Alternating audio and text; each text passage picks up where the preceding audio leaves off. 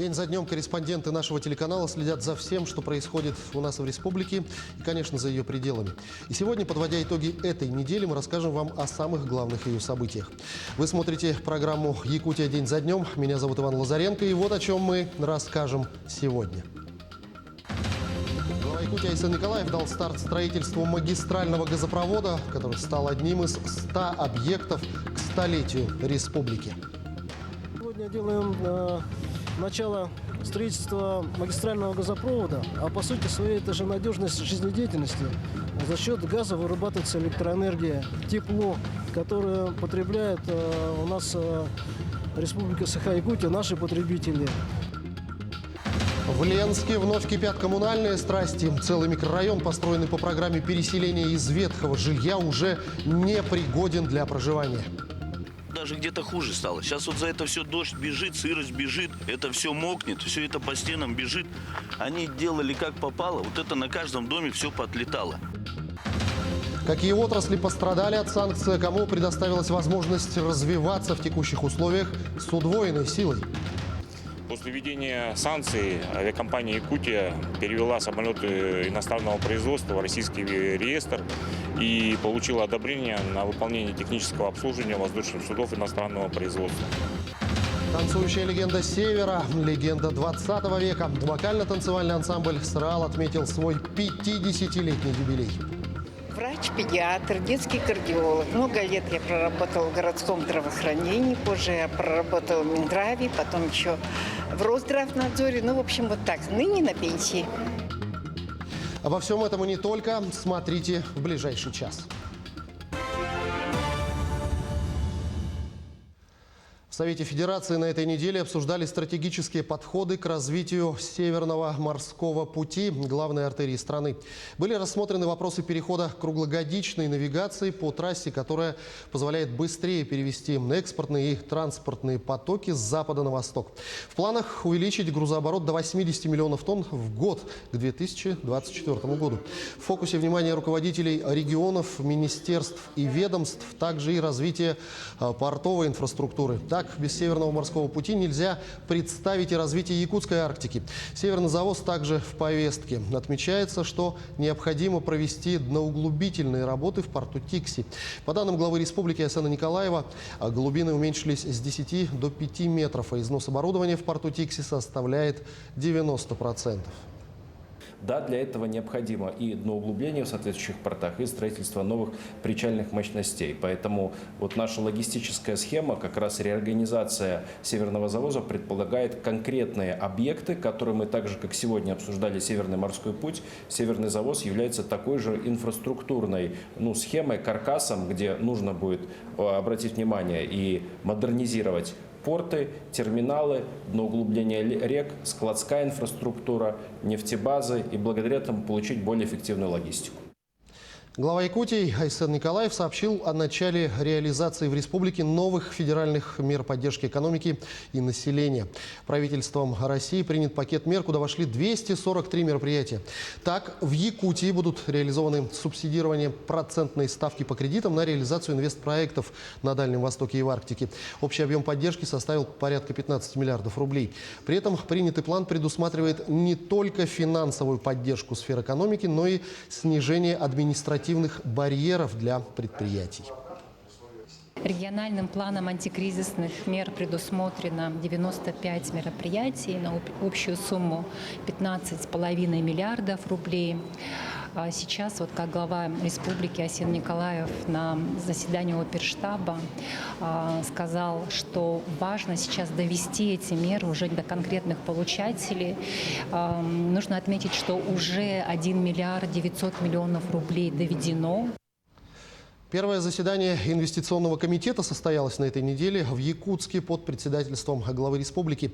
Это новый совещательный орган, который рассматривает ход реализации инвестиционных проектов на территории Якутии. Обсуждались 3 вопроса. Первый касался реконструкции воздушных ворот региона аэропорта Якутск. Второй – это строительство гостиницы 4 звезды на проспекте Ленина в Якутске. И третий – развитие туристического бизнеса, в частности, строительство гостиничного комплекса и развитие инфраструктуры в Хангаласском районе на территории природного парка Ленские столбы. и развитие инфраструктуры туристической вокруг этого места и вокруг многих других мест, которые тоже у нас в республике пользуются спросом. Это очень важный момент. Прежде всего, конечно, туда требуется инфраструктура. Это энергоснабжение, дороги, доступность. И в таком случае, конечно, при наличии этих факторов большее количество наших предпринимателей будет развивать свои проекты. Ну и мы, конечно, очень благодарны тем предпринимателям, которые уже развивают свои проекты. Также глава республики на этой неделе с рабочей поездкой посетил поселок Кысыл-Сыр Вилюйского улуса. Он осмотрел объекты инфраструктуры промышленного населенного пункта и дал старт строительству магистрального газопровода, который стал одним из 100 объектов к столетию республики. На осмотр объектов инфраструктуры съездила и моя коллега Валерия Наумова. В 2020 году ЕТЭК начала реализовывать в поселке Кызылсыр сразу несколько проектов, которые станут новыми точками его роста. Часть из них уже завершена. Например, строительство жилого комплекса «Красная горка» из 20 коттеджей. Айсен Николаев посетил объекты инфраструктуры промышленного населенного пункта, которые ПАО «ЕТЭК» модернизирует в рамках программы социальной ответственности, утвержденной основным акционером Альбертом Авдаляном. Также дан старт работе разведочной буровой скважине номер 22, тем самым начаты геолого-разведочные работы.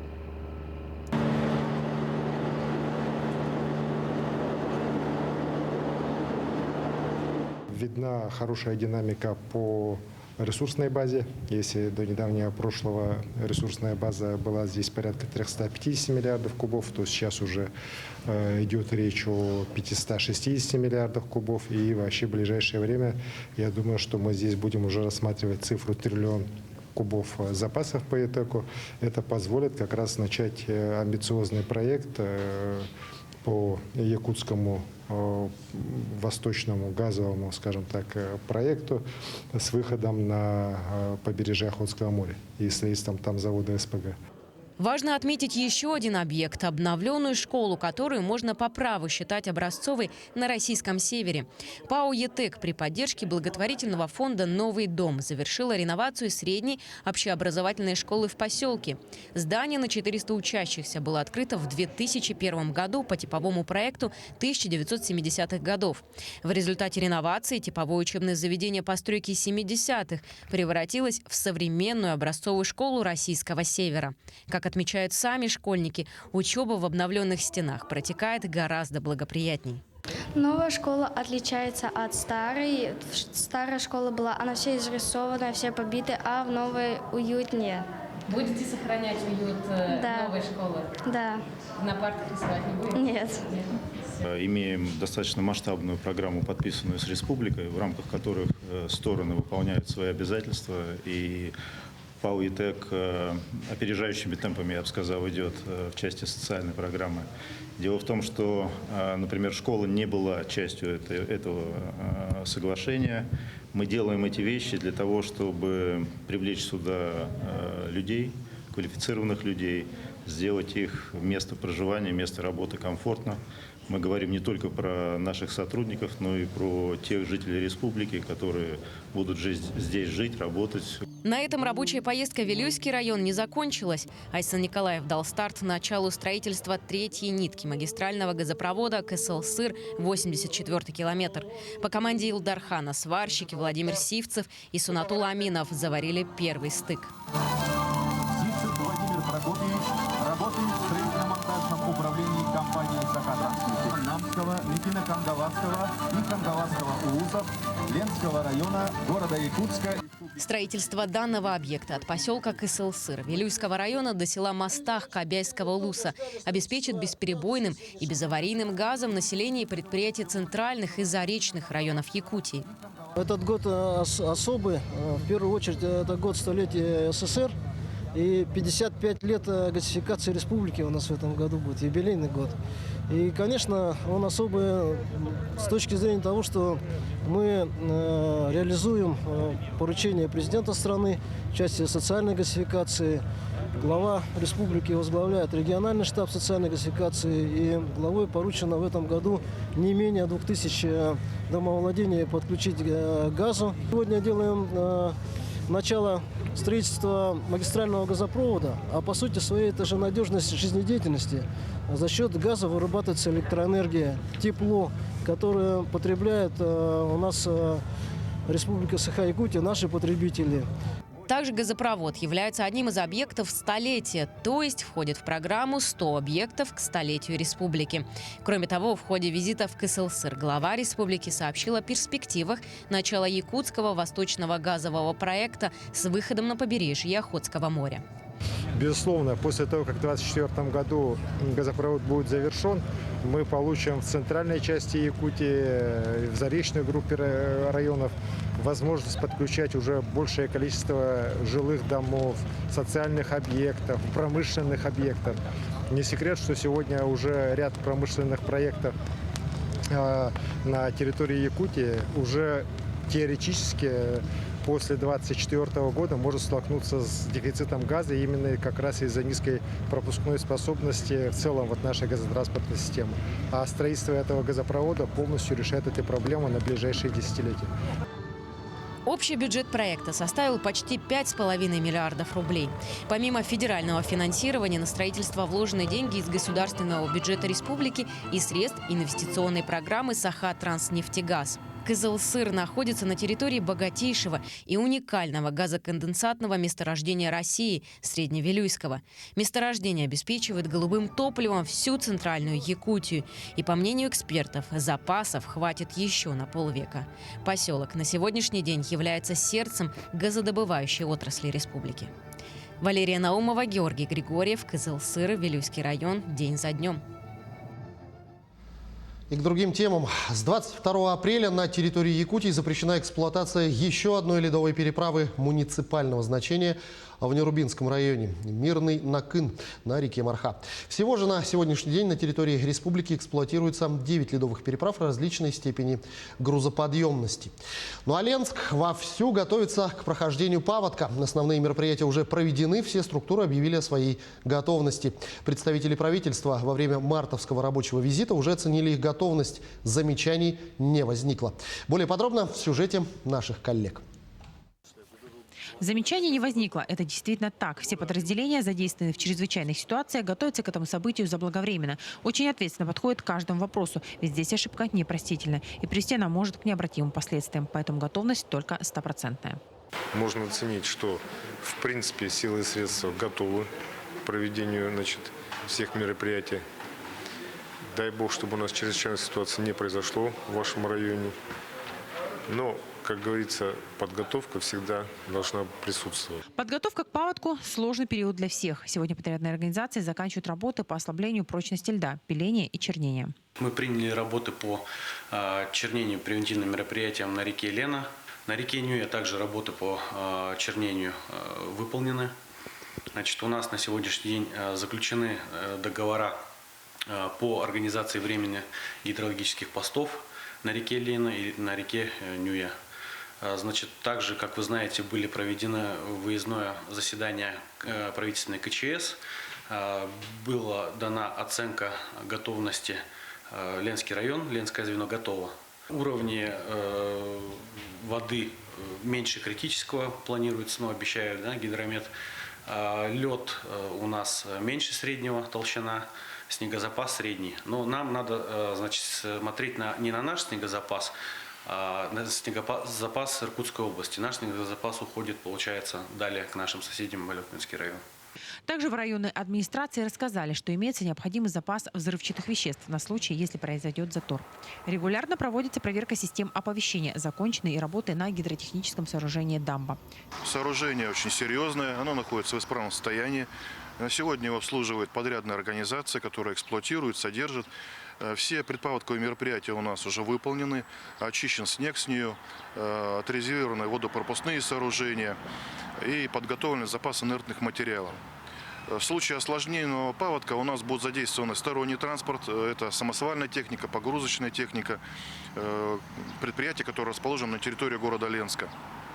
Определено 4 эвакопункта для размещения ленчан. Все они не в затопляемых местах. Заключены договоры на поставку продуктов питания и питьевой воды. Готовится запас топлива.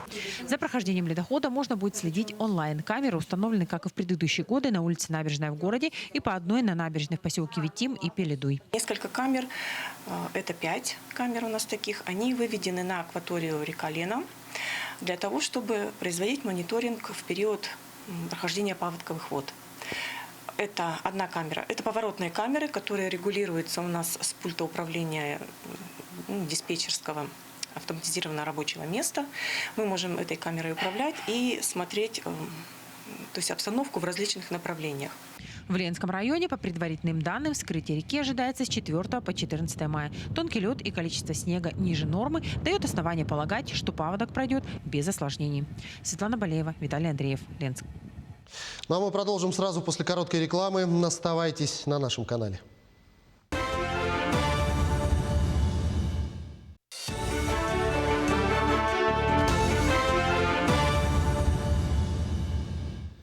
Мы продолжаем программу.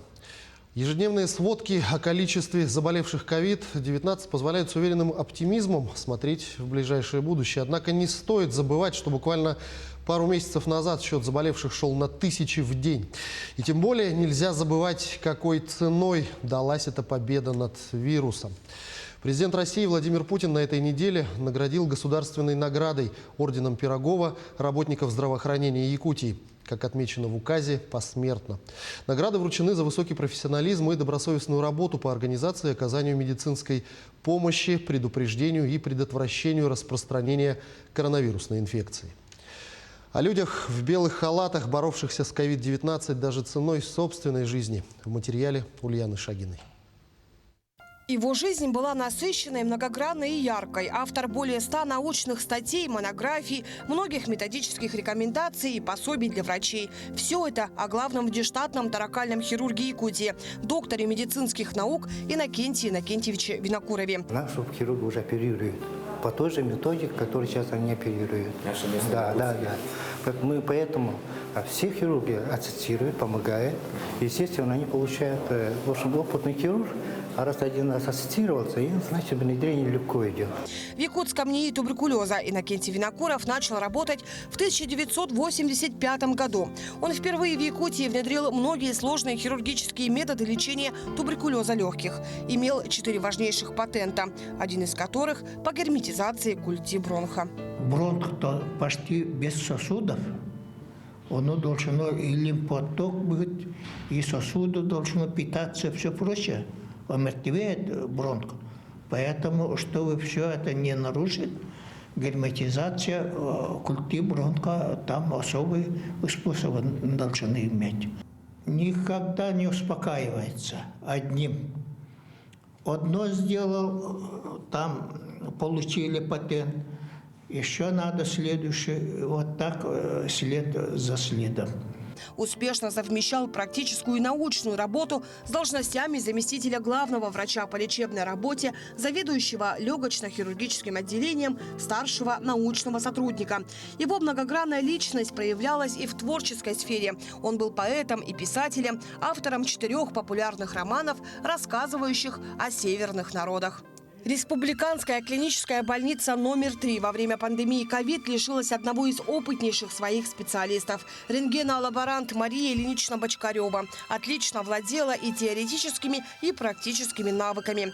В апреле в связи со вспышкой COVID-19 гериатрический центр больницы номер 3 был перепрофилирован в провизорное отделение, где знания Марии Ильиничны, наработанные ею навыки, оказались бесценны.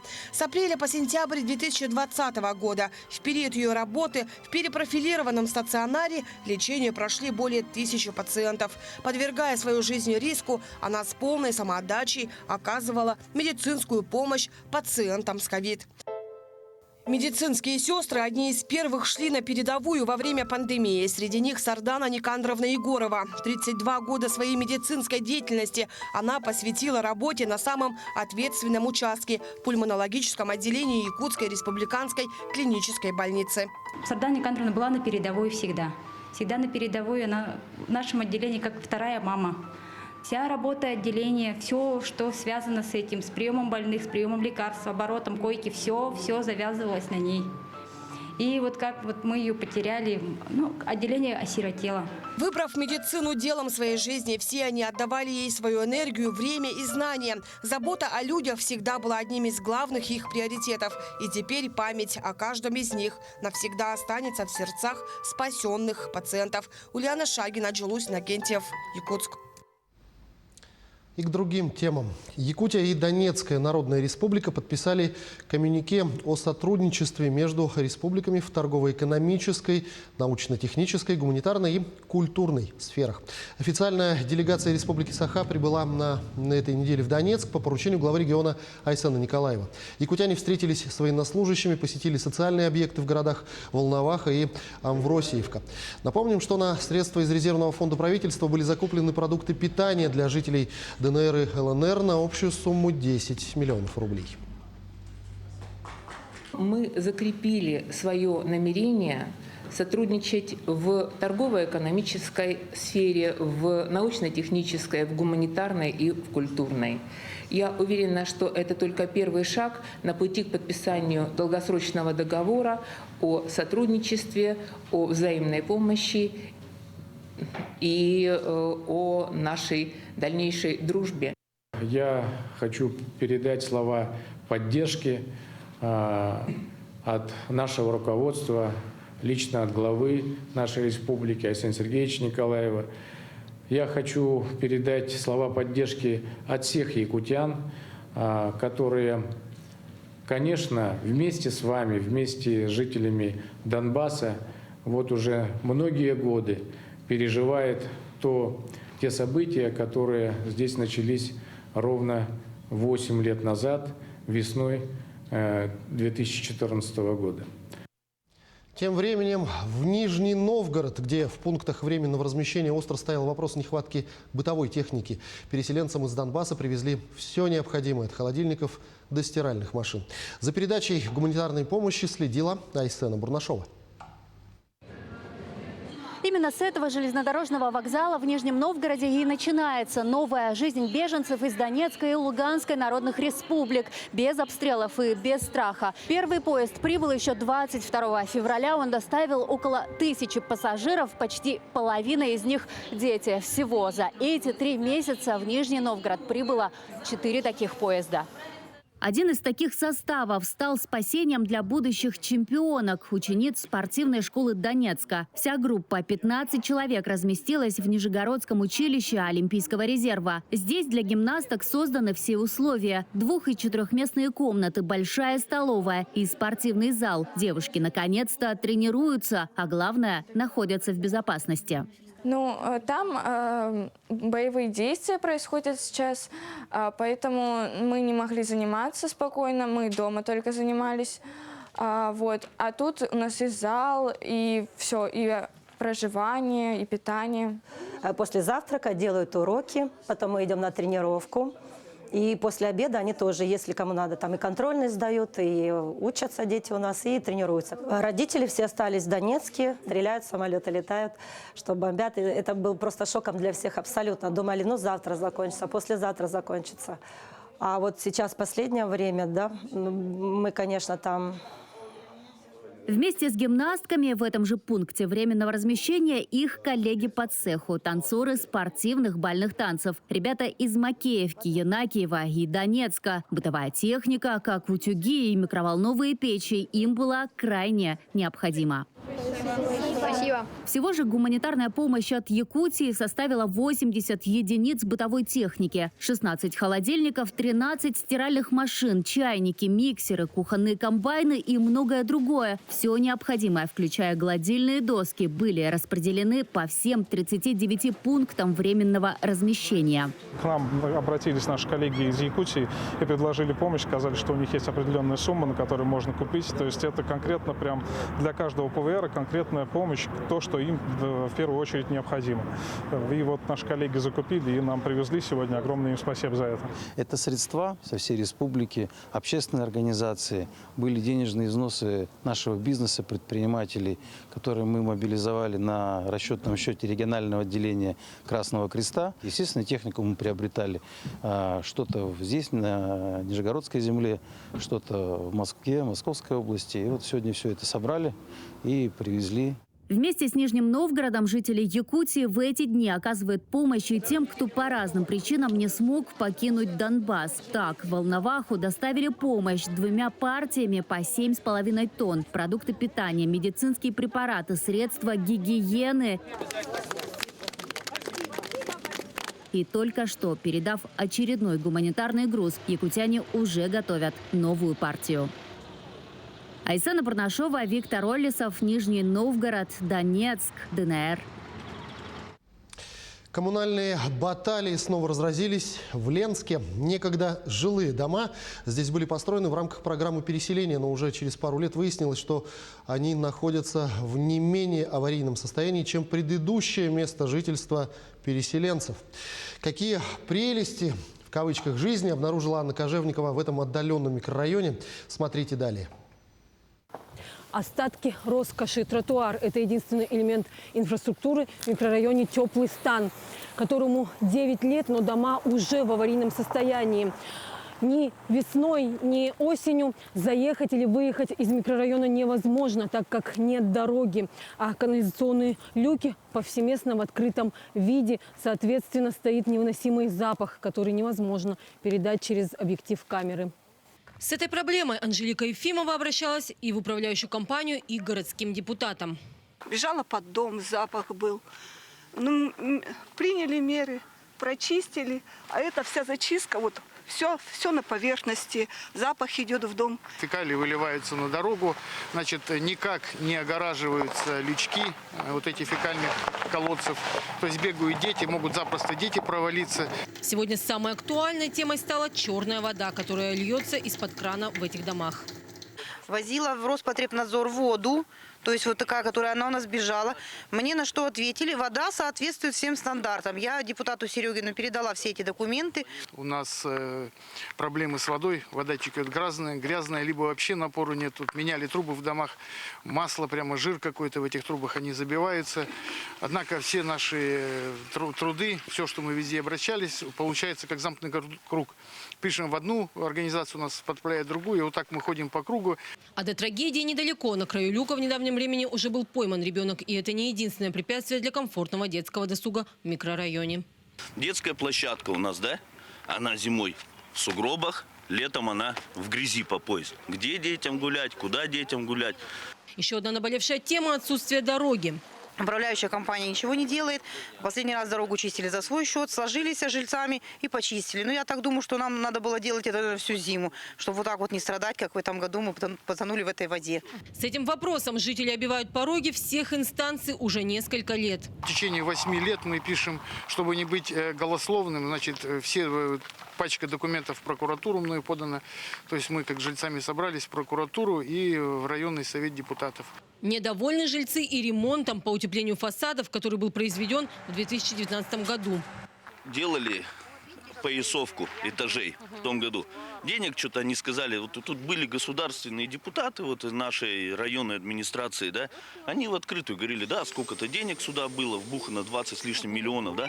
Толку ровным счетом 0. Даже где-то хуже стало. Сейчас вот за это все дождь бежит, сырость бежит, это все мокнет, все это по стенам бежит. Они делали как попало, вот это на каждом доме все поотлетало. Что касается коммунальщиков, а микрорайон «Теплый стан» находится в обслуживании управляющей компании «Комфорт», диалога с которой не получилось ни у жителей, ни у нас. Но основательным решением в первую очередь проблемы водоснабжения занялся общественный совет Ленского района. Проведено собрание с жителями микрорайона и переговоры с руководителями ТЭС. Взяты пробы воды, и в данный момент проводятся лабораторные исследования. По предварительным данным есть подозрение, что происходит подсос торфяных отложений. Разгружены 2 скважины путем подключения 3-й, которая предназначена для водоснабжения детского сада. И кроме того, сегодня выполняются работы по очистке расходной емкости и сходной воды. Как сообщил глава города, он в курсе сложившейся ситуации. Время от времени, не постоянно, скажем, один раз в неделю, один раз в 2 недели происходит загрязнение холодного водоснабжения. Специалисты теплоэнергосервиса, как сегодня нам докладывают, да, в связи с низким уровнем воды в скважинах, время от времени скважины начинают подсасывать, ну, скажем так, черную воду. На сегодняшний день мы рассматриваем вопросы с руководством теплоэнергосервиса о том, что необходимо пробурить еще одну скважину и решить этот вопрос уже кардинально. А вот дорожный вопрос в ближайшем будущем не может быть решен. Подробное объяснение чиновники дадут позже. Ну а мы вместе с жителями, в числе которых активно занимается проблемами сограждан якутский писатель Михаил Сиванков, проверим, как будут исполнены все данные обещания. Анна Кожевникова, Виталий Андреев, Ленск. Мы продолжим сразу после короткой рекламы. Оставайтесь на нашем канале.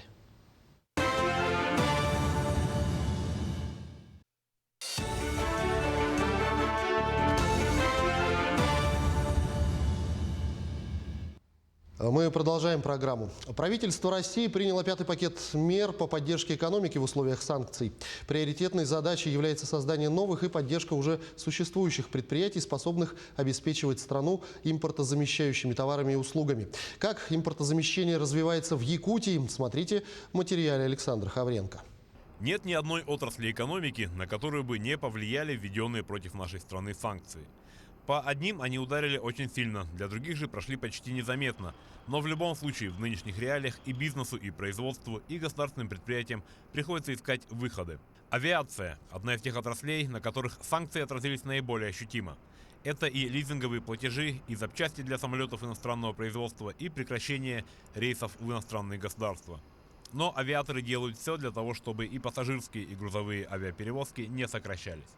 После введения санкций авиакомпания «Якутия» перевела самолеты иностранного производства в российский реестр и получила одобрение на выполнение технического обслуживания воздушных судов иностранного производства. Тем самым мы обеспечиваем исправность и летную годность воздушных судов иностранного производства. Авиационная база включает в свой состав порядка 140 человек.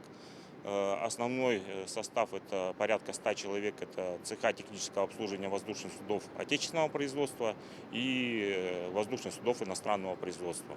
За 4 месяца 2022 года самолеты авиакомпании «Якутия» перевезли порядка 150 тысяч пассажиров, как внутри республики, так и за ее пределами. Объемы перевозок сопоставимы с прошлогодними и в период летних отпусков снижаться не будут. Как сотрудник, непосредственно работающий с пассажирами, я могу сказать, что количество желающих совершить перелет на наших воздушных судах не уменьшилось. Загрузка бортов остается на уровне прошлого года. И от имени нашего коллектива хотелось бы выразить благодарность нашим пассажирам. Мы очень рады вам и будем продолжать стараться соответствовать всем стандартам. И если для большинства отраслей введение санкций – это серьезный вызов, то для IT-отрасли это время новых возможностей и решений. Российские разработчики и программисты сейчас вовсю трудятся над тем, чтобы создать отечественное программное обеспечение, которое будет конкурентоспособным на международном рынке. Компания Сайберия занимается разработкой и внедрением программ для медицинских учреждений. В период действия санкций ощутила дополнительный интерес к своей продукции.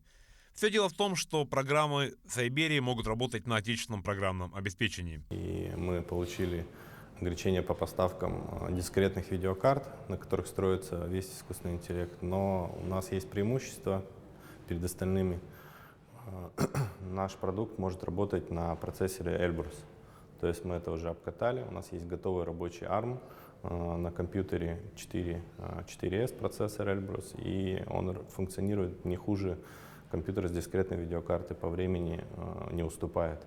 Соответственно, мы уже имеем возможность заменить иностранные программное обеспечение, в том числе Viewer, в целом в комплексе рабочее место врача-радиолога вместе с ПАКСом. В феврале и марте компания Сайберия получила 150 миллионов рублей на развитие от венчурного фонда «Восток». что помогло ей усилить штат сотрудников и закупить необходимое оборудование для работы на повышенных мощностях. Психологи говорят, любой кризис надо в первую очередь рассматривать как поиск новых возможностей. Возможно, противостояние введенным санкциям может вывести российскую экономику на качественно новый уровень. Александр Хавренко, Семен Семенов, Артем Алексеев, Якутск. Ну и, кстати говоря, резидент якутского IT-парка компания «Сайберия» ведет сейчас переговоры о поставках продукции в Адыгею, Камчатский край и Амурскую область. Сейчас продукцией компании пользуются не только в Якутии, но и в Хакасии. Несмотря на антироссийские санкции, компания продолжает расти, набирать новых сотрудников и пополняет клиентскую базу из государственных и частных клиник, которые заинтересовались продуктом компании. Ну а говоря об IT-отрасли в общем, отдельно можно отметить, что таких мер поддержки еще не было. Подробнее о том, какая оказывается помощь республиканским высокотехнологичным компаниям, мы поговорим с генеральным директором венчурной компании «Якутия» Василием Ефимовым. Василий, я тебя приветствую. Добрый день. Начнем с того, что по поручению главы республики Айсена Николаева для поддержки компании антиотрасли разработан пакет региональных мер, призванных не допустить снижения темпов развития IT-отрасли в условиях новых ограничений. И одной из мер такой поддержки стало выделение грантов IT-компаниям с целью сохранения рабочих мест. Расскажи об этом проекте подробнее. Да, действительно, мы на базе Фонда развития инноваций Республики Саха-Якутия запустили первый этап программы поддержки компаний, задействованных в IT-отрасли. И главная цель – это сохранение рабочих мест. Здесь бы хотел несколько поправить, потому что у нас финансирование предоставляется не грантовое, а через опционы. Я вот сейчас чуть позже расскажу, в чем заключается суть. А у нас анонс был уже 4 апреля о запуске первого этапа программы. Общий размер доступных средств 150 миллионов рублей. И основные критерии, которым должны были соответствовать компании, это, во-первых, иметь общество с ограниченной ответственностью, которое зарегистрировано на территории Республики Саха-Якутия. Компания, она должна действовать в течение полугода, не менее полугода на момент подачи заявки. Компания должна быть резидентом IT-парка. Те компании, которые претендовали на финансовую поддержку в размере 10 миллионов рублей, они должны на момент подачи заявки иметь 10 рабочих мест, и в течение года их поддерживать. Те, которые претендуют на 5 миллионов рублей, соответственно, 5 рабочих мест. И с 8 по 15 апреля у нас был прием заявок, всего у нас поступило 25, 20 на сумму 5 миллионов рублей и 5 на 10 миллионов рублей. Таким образом, так совпало, что на общую сумму программы поддержки. И 20 апреля у нас состоялась комиссия, и уже в следующий понедельник мы уже официально озвучим компаниям, которые прошли этот отбор. Но сразу могу сказать, что не все компании соответствовали положению, поэтому кому-то мы откажем. Но при этом те средства, которые были не освоены в первом этапе, они перейдут на второй. То есть во втором этапе могут добавиться не 150 миллионов, а чуть больше будет роздано. Да, совершенно верно. Нет, ничего, в том числе. В том числе. Если не секрет, то на будущее, чтобы желающие подать заявку понимали, что могут сняться по той или иной причине, какие основные причины были у компаний, которые не прошли? Основные причины были связаны с тем, что у компаний не было достаточно рабочих мест на момент подачи заявки. То есть у нас, как я сказал, 5 на 5 миллионов рублей и 10 рабочих мест на 10 миллионов рублей. Насколько я знаю, сейчас в венчурной компании «Якутия» реализуется еще несколько проектов. Расскажи о них и о том, что в ближайшее время еще предстоит сделать. Да, мы делаем наш традиционно акселератор B8, у нас уже 7-й поток, мы его реализуем также через Фонд развития инноваций, который у нас учрежден вместе венчурная компания и Технопарк Якутия. Мы вместе учредили Фонд развития инноваций, и через него все эти инициативы реализуем. У нас в 7-м потоке 10 компаний, из них 4 из Якутии, 4 компании из Москвы, 1 из Хабаровска и 1 из Красноярского края. То есть география нашего акселератора, она расширяется, и это полезно для именно также якутской инновационной экосистемы, когда есть такое разнообразие. И также одна из наших инициатив на этот год, это связано уже с экспортом. Мы планируем провести экспортный акселератор. У нас уже есть несколько пилотов. Посмотрим, как все у нас пойдет, и, соответственно, планируют в этом году, скорее всего, во втором полугодии реализовать экспортный акселератор. Скорее всего, он, конечно, будет ориентирован на страны АТР, в частности, Китай. Ну, это логично в текущей ситуации. Ну, приоткрой завесу тайны, с каким продуктом будете выходить? С продуктом имеется в виду нашим продуктом? Да, Ну, на экспорт. На экспорт, но экспортный акселератор мы, безусловно, будем делать отбор.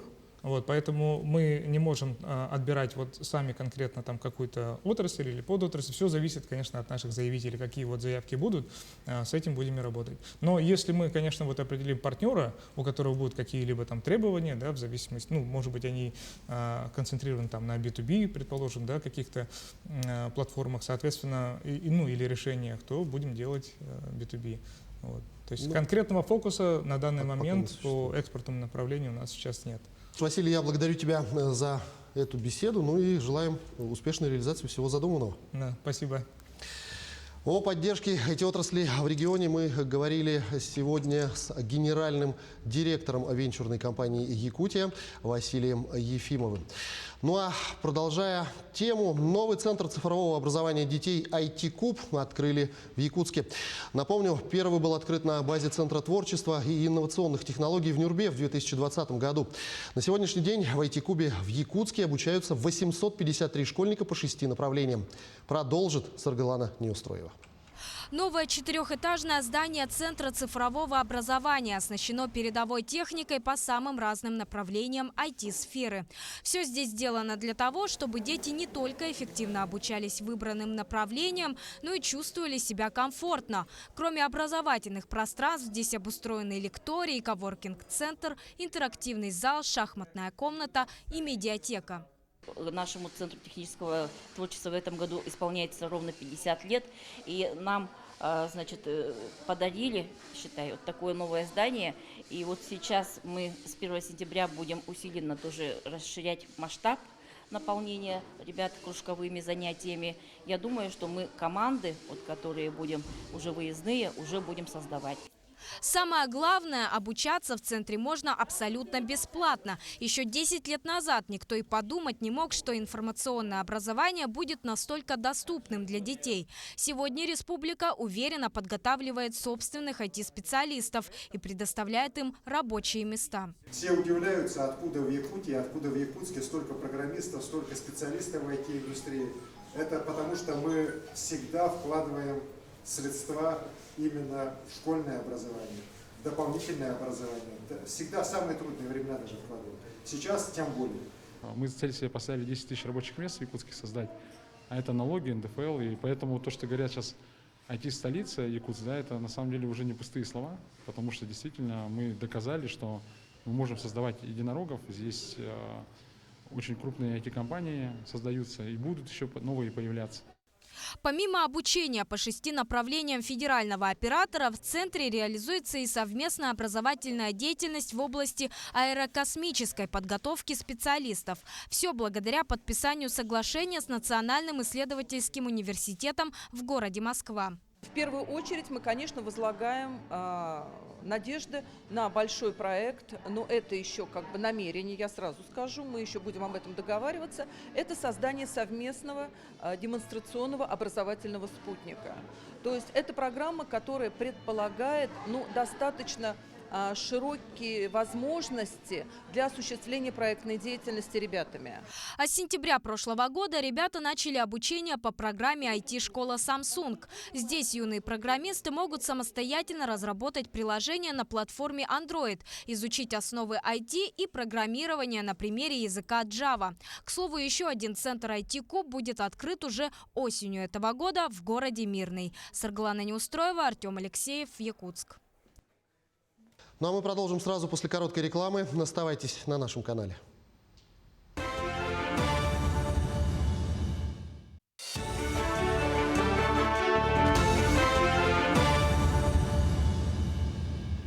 Мы продолжаем программу.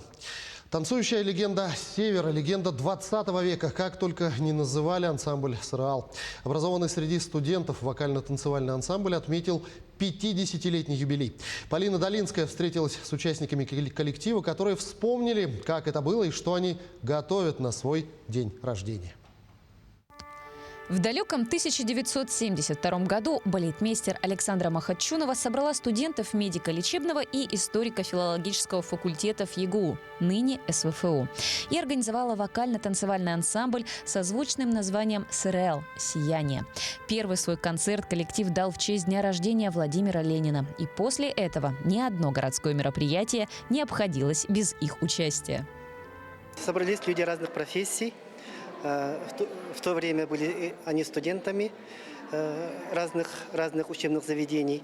И они собрались вокруг Александры Махачуновой и создали вот такой замечательный коллектив, который впоследствии стал вот именно легендой якутского искусства. К каждому своему выступлению участники ансамбля много и долго готовились. Это требовало большой отдачи и всего свободного времени.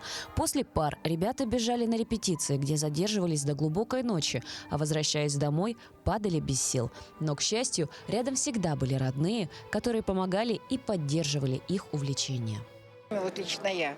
Они прямо, вы знаете, очень здорово помогали нам. Несмотря на то, что у нас в то время репетиции были порой до часу, порой даже до 2 часов ночи.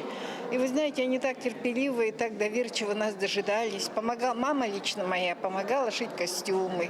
В общем, все было очень, знаете, как-то так это было здорово. И на сегодня вот я считаю, что мы тогда не думали, что мы у истоков такого легенды 20 века. Сейчас мы прямо, знаете, с такой гордостью. Так здорово. По окончанию студенческой поры каждый начал работать по специальности. Но в жизни каждого из них осталось место для творчества. Хотя их профессии не имели ничего общего с танцами, песнями, концертами и гастролями. По специальности я учитель, но работал в советской партийной и хозяйственной работе. И вот недавно вышел на пенсию. Кем работали? Я в библиотеке работала. Я врач, фтизиатром работаю. Ну и сейчас уже пенсионерка, сижу дома на заслуженном отдыхе, как говорится, да. Врач, педиатр, детский кардиолог. Много лет я проработала в городском здравоохранении, позже я проработала в Минздраве, потом еще в Росздравнадзоре. Ну, в общем, вот так. Ныне на пенсии. Москва во все времена года красива и нарядна. Тем не менее, слава об ансамбле разлетелась по всему Советскому Союзу, а также далеко за его пределы. Якутским солистам и танцорам рукоплескали на Олимпиаде 80 в Москве, в концертном зале Кремля и в далекой Панаме. Первая поездка за границу оставила неизгладимый след в памяти советских студентов из Якутии. И, находясь уже в почтенном возрасте, вспоминают ее, как будто бы это было еще вчера. Несмотря на то, что почти полвека прошло, впечатление, как будто это было совсем недавно. Особенно это племя хуна. Они говорят, и танцы у нас похожи, как у вас, да, есть. А мы у нас хомус играли еще. А у них-то есть вот тоже, такой да, тоже инструмент есть, тоже варганные. И поэтому, говорят, мы очень похожи, у нас очень схожие есть. Так что все очень-очень друг другу очень нравится. Кроме танцевальных номеров, ансамбль исполнял музыкальные номера для хора. Все песни и танцы СРЛ сопровождались игрой народных инструментов. Успехи коллектива в национальном танцевальном искусстве стали основой для создания государственного ансамбля танца Якутии, ныне театр танца имени Сергея Зверева. На базе вокальной группы образовался знаменитый ансамбль Туймада. СРЛ раскрыл двери в мир танца многим самодеятельным танцевальным коллективам всей республики.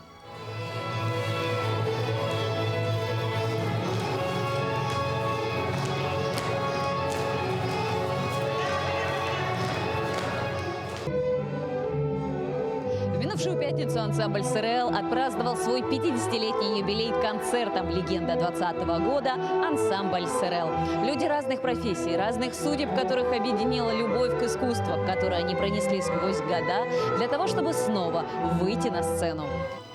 Полина Долинская, Григорий Николаев, Георгий Григорьев, Якутск. Великую субботу, последний день Великого поста, отмечают православные христиане. Это день накануне Пасхи, когда все уже готово к празднику и позади самая напряженная страстная неделя. В Преображенском соборе прошла божественная литургия. По традиции осветил свои куличи глава республики Айсен Николаев. Подробности в материале Ульяны Шагиной. Сегодня последний день Великого поста, в этот день по традиции все христиане приходят в церковь, идут на службу, а также освящают свои куличи и яйца. Великая суббота – это 6-й день Страстной недели, который заканчивается Великий пост, длящийся 48 дней.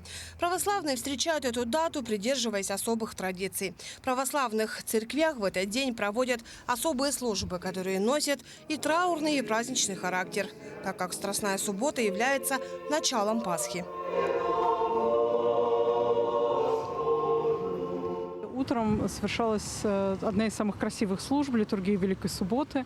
Это день такой, когда уже звучат какие-то ноты Пасхи.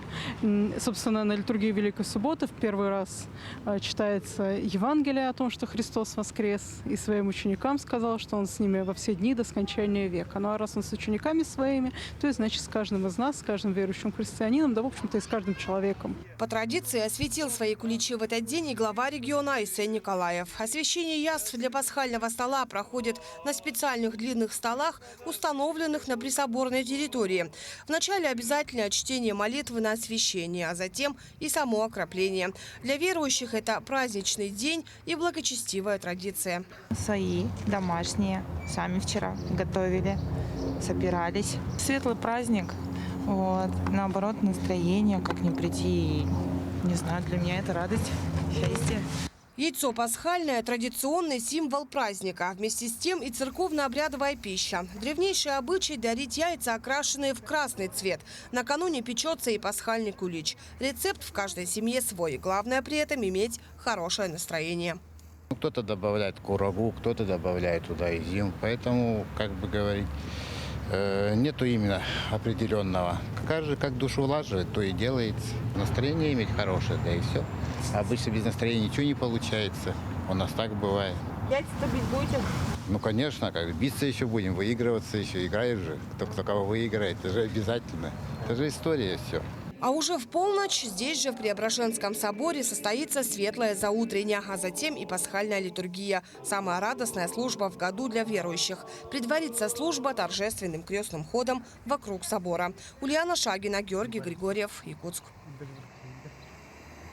И о спорте. Уже чуть меньше 100 дней осталось до старта 7-х международных спортивных игр «Дети Азии». 19 апреля в 19 часов 19 минут 19 видов спорта на центральной площади Владивостока отметили 100 дней до старта ярким флешмобом. В зрелищном шоу приняли участие представители оргкомитета игр «Дети Азии», юные приморские спортсмены и волонтеры. Подробности в сюжете далее. Именно на центральной площади Владивостока находятся символические часы, отсчитывающие время до начала масштабного события. Запустили их в ноябре прошлого года. На торжественной церемонии губернатор Приморского края Олег Кожемяка подчеркнул, что эти соревнования станут не только большим спортивным праздником, но и представят широкие возможности для молодежи. Летом этого года Приморье будет принимать спортсменов. Спортсменов из 26 стран мира, из субъектов Российской Федерации. Это говорит о том, что юность, мир, спорт, дружба не имеют границ, и никакие санкции не распространяются на эти прекрасные юношеские соревнования. Несмотря на то, что на улице было достаточно прохладно, на флешмоб собралось большое количество людей. Некоторые ранее не знали о спортивных играх «Дети Азии», но, узнав о них, уже с нетерпением ждут. Это огромный опыт, я считаю, прям огромный опыт. Принесут нам эти игры. Мы очень счастливы, что участвуем в них. Вот, мы рады. Многие узнают о Владивостоке после этого. Много кто захочет приехать. Я про «Дети Азии» вообще, как бы не знал. Мне посоветовали посмотреть, прийти. Пришел, посмотрел, мне понравилось. Я очень жду «Детей Азии», потому что сама к ним готовлюсь к лету упорно, старательно. И очень их жду с нетерпением. «Дети Азии» пройдут во Владивостоке в первый раз. Соревнования были организованы в 1996 году в честь столетия современного олимпийского движения по инициативе первого президента республики Михаила Ефимовича Николаева. Цель игр – пропаганда идей олимпийского движения, развитие детско-юношеского спорта и укрепление международного спортивного сотрудничества.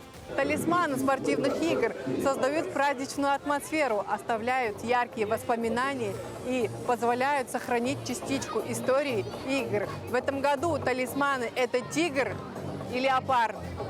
Всего в организационных направлениях будет задействовано 1200 волонтеров по нашим расчетам. Мы ориентируемся их набрать из числа дальневосточных регионов, ну и регионов вообще Сибири, Урала.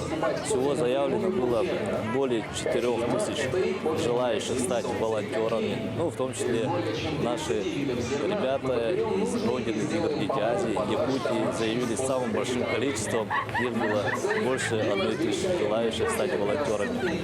Конечно, это разные направления. На сегодняшний день 12 направлений, начиная с гостевых программ, заканчиваются направлениями по обеспечению безопасности на объектах проведения спортивных соревнований. Факел эстафеты огня, в котором можно узнать цветок лотоса, будет зажжен на родине соревнований в родной республике. А потом огонь отправится самолетом во Владивосток. Этот уникальный цветок – гордость Приморского края и олицетворяет солнце как источник жизни. И торжественный старт эстафеты начнется 30 июня. Факелоносцами в Приморье станут 400 человек, и впервые эстафета огня охватит все Приморье. Факел пронесут по всем знаковым историческим, культурным и живописным местам края. Игры «Дети Азии» для юных спортсменов пройдут с 27 июля по 8 августа. Лидия Гасанбалаева, Станислав Михайлов, Владивосток. Что ж, именно такой была эта неделя. Наши корреспонденты продолжат следить за развитием событий. Вы смотрели программу «Якутия. День за днем». Для вас в студии работал Иван Лазаренко. Я с вами прощаюсь и берегите себя.